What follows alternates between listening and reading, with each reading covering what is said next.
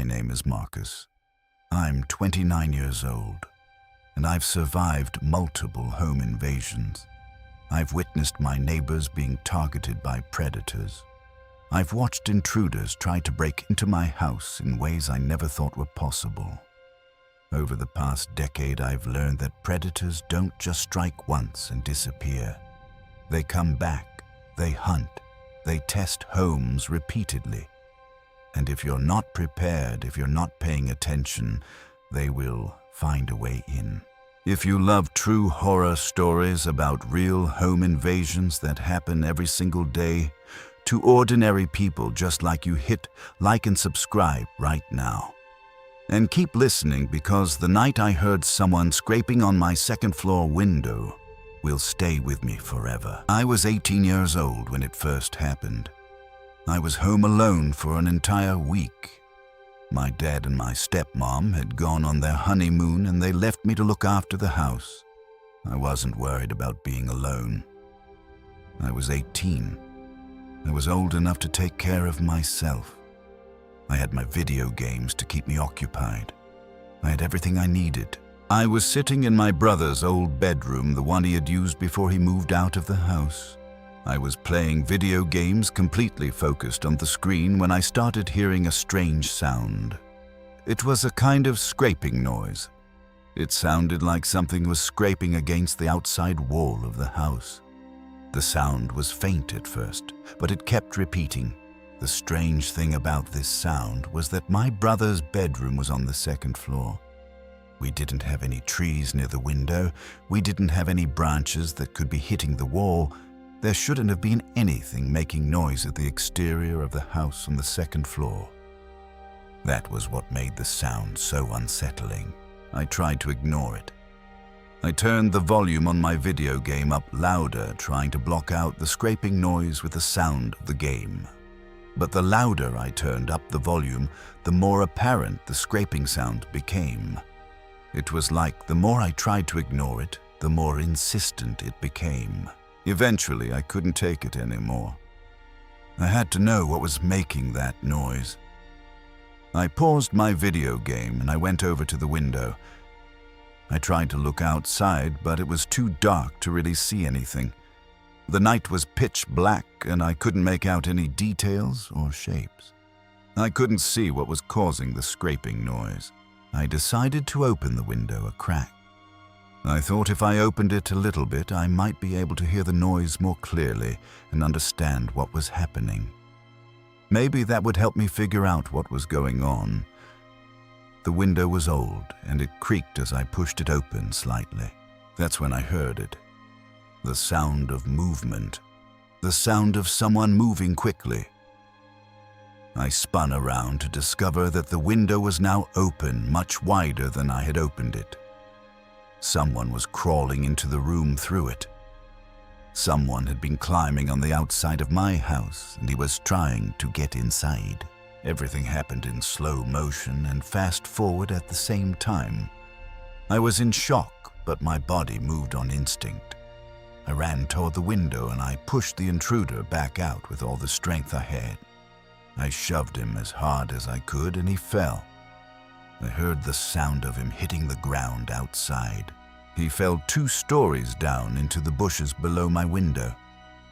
I waited and I listened, but I heard a rustling sound, and then nothing. The intruder apparently wasn't too injured from the fall because he was gone within minutes. I heard footsteps running. I heard him disappearing into the darkness. I locked the window immediately. My hands were shaking. My heart was pounding in my chest so hard I thought it was going to explode. I didn't sleep that night.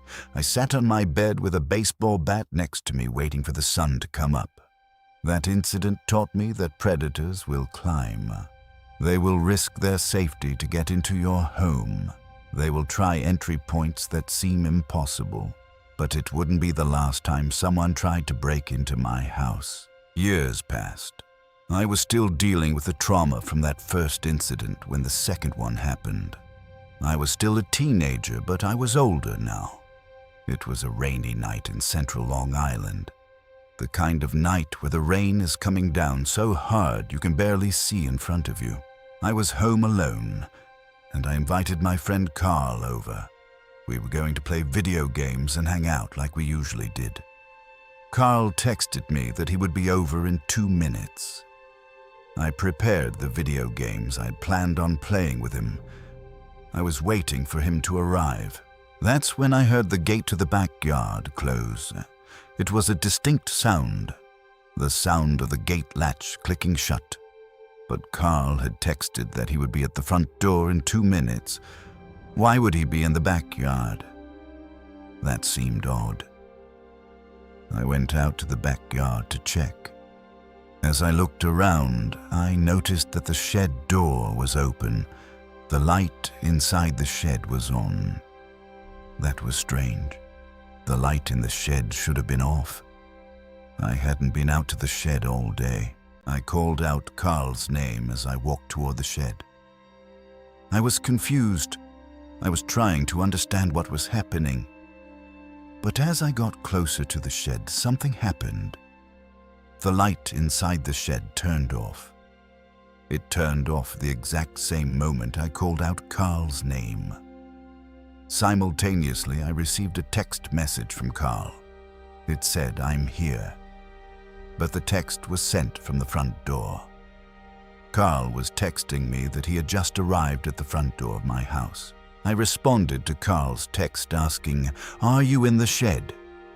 Carl texted back immediately, "I'm at the front door." That's when I realized something was very wrong.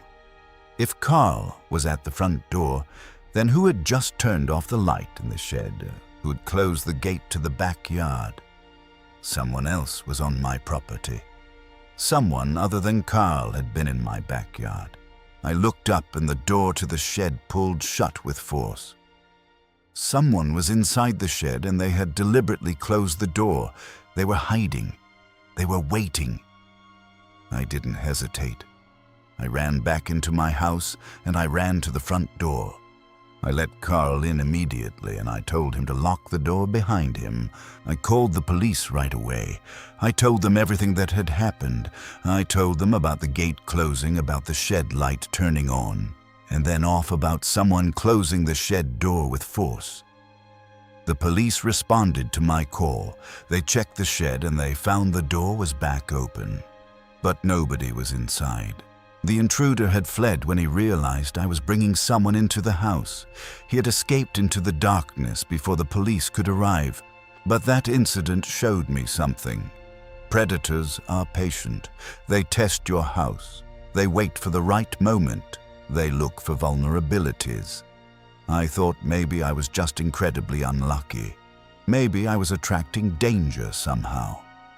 But then something happened that showed me these incidents weren't just happening to me. They were happening all around me. Predators were hunting in my entire neighborhood. It was a regular night when my neighbor Chris came home early from work.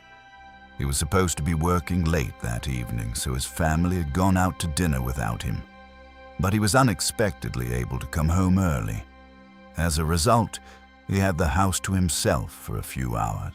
Chris decided to go down to his man cave in the basement to watch some television. He was relaxing, just settling in, when he heard the backyard basement window flap open.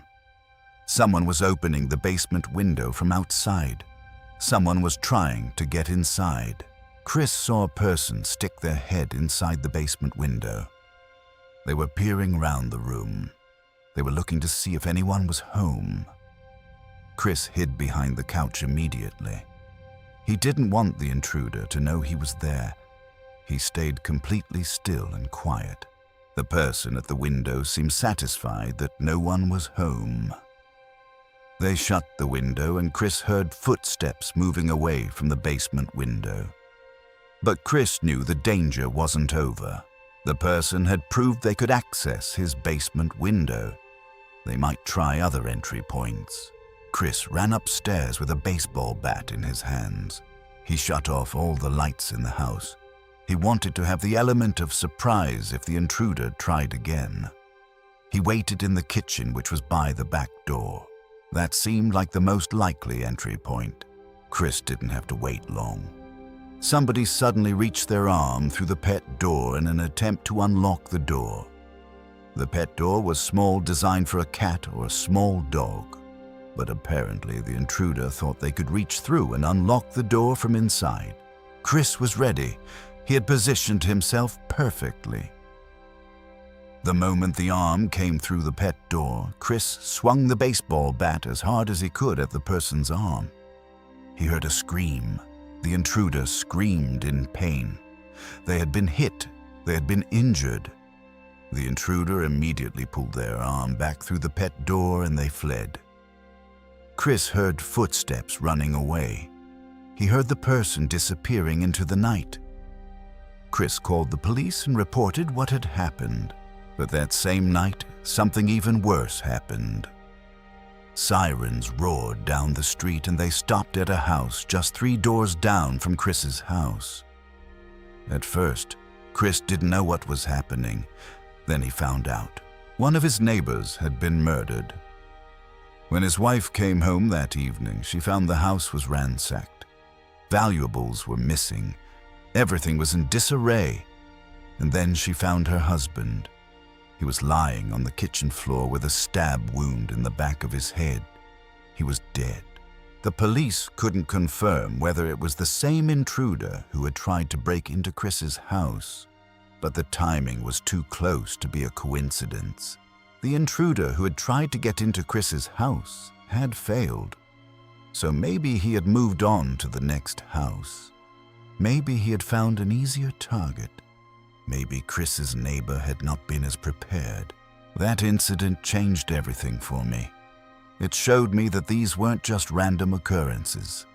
It showed me that predators were hunting in my neighborhood.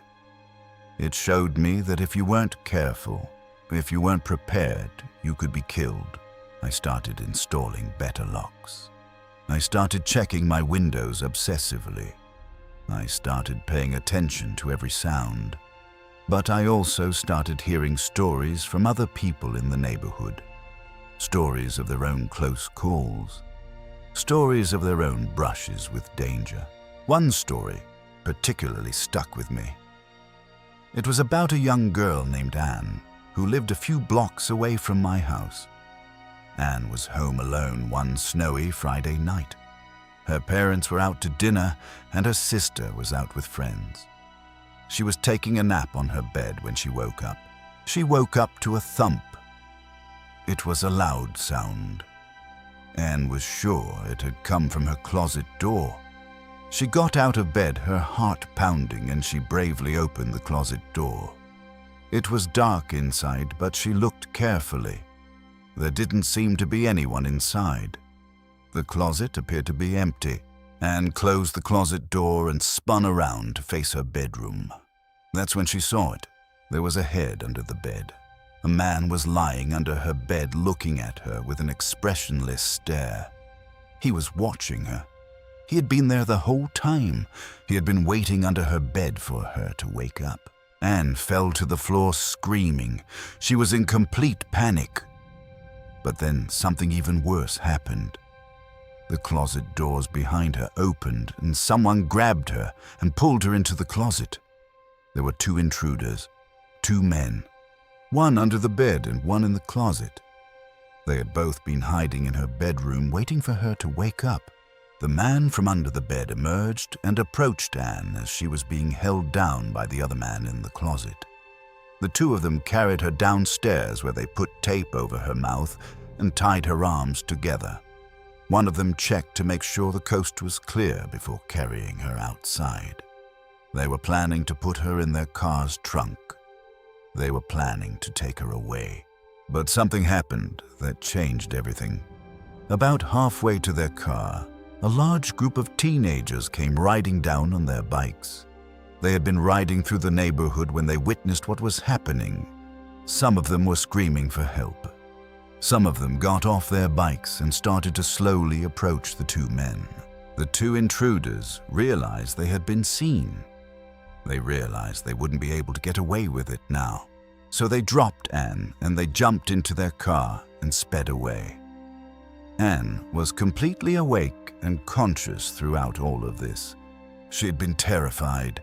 She'd been convinced she was going to be taken away, but she had been saved by chance. She had been saved by the teenagers riding their bikes at exactly the right moment. She had been incredibly lucky.